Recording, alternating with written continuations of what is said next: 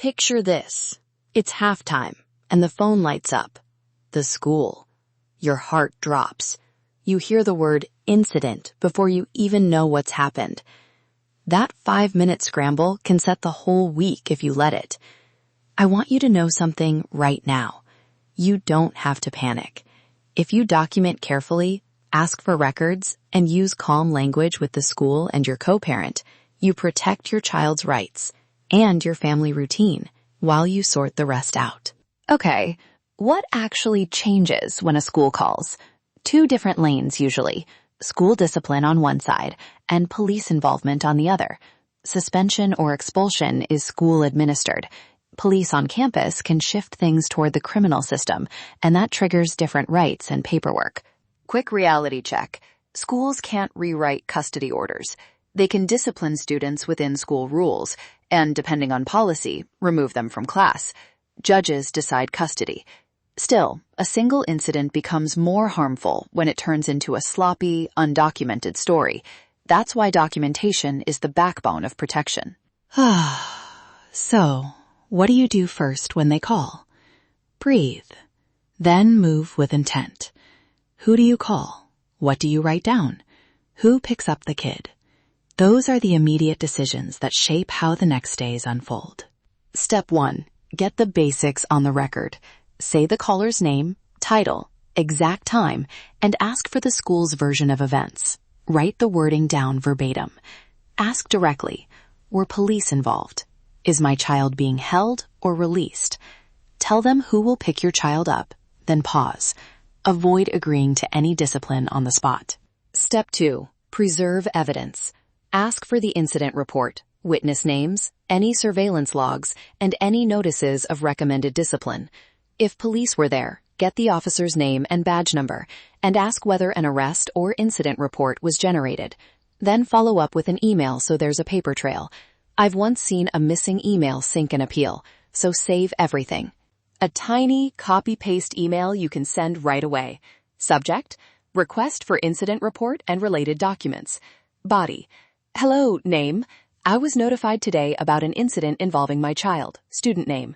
Please send a copy of the incident report, any witness statements, and any discipline notices. Could you confirm receipt and send these within 48 to 72 hours? Thank you. Parent name. Use that exact language, polite, direct, and sets a clear timeline. Why 48 to 72 hours? It's long enough to let the school pull documents, but short enough to create accountability. If you get no reply, send a polite follow-up and note the date and time of each message. Those timestamps matter. Another template, a 2-line text to your co-parent you can actually hit send on. Got a call from the school about child. I'm heading there to get the reports and will update you in 1 hour. Let's keep the kids calm until we talk. Name. Short, unblaming, and keeps things steady. If the coach or activity leader might bench your kid, try this quick message. Coach, I'm checking whether the team's code of conduct ties to school discipline. Please send any policies in writing and let me know if there's an appeal or restorative option. Thanks. That asks for policy, not emotion, and gives you something to respond to concretely. If police were involved, add a protective line to your school email. Please let me know whether the police created a report and how I can obtain that document. I want to ensure my child's rights are protected. And if an officer wants to question your child, request a pause until a parent or attorney is present. That's your right in many places, and it keeps things clearer later. Back to the through line. Document carefully, ask for records, and use calm language. Repeat that to yourself. Every action, an email, a timestamp, a polite question, makes the incident a documented event rather than an overheated story that grows in the telling. Let's talk custody and family court in plain terms.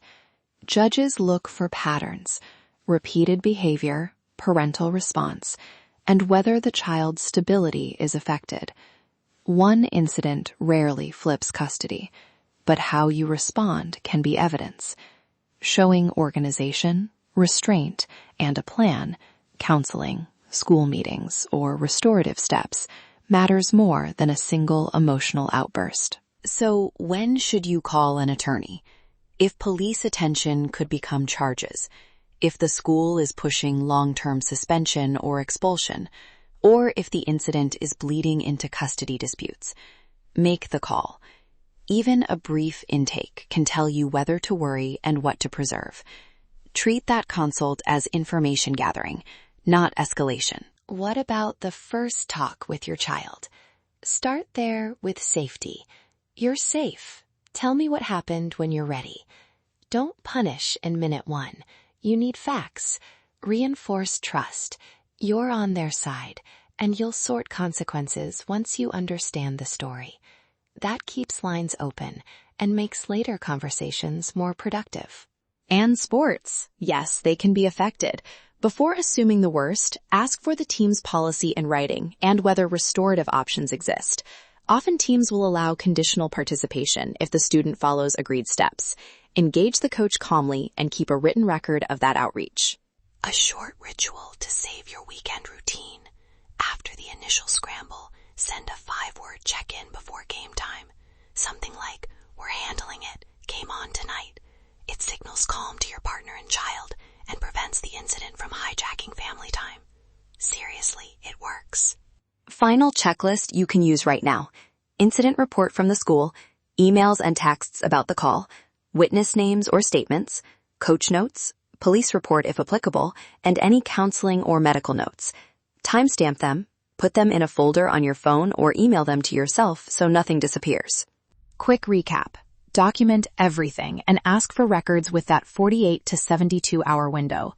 Protect your child's rights if police are involved. Use calm, scripted language with your child and co-parent to avoid escalation.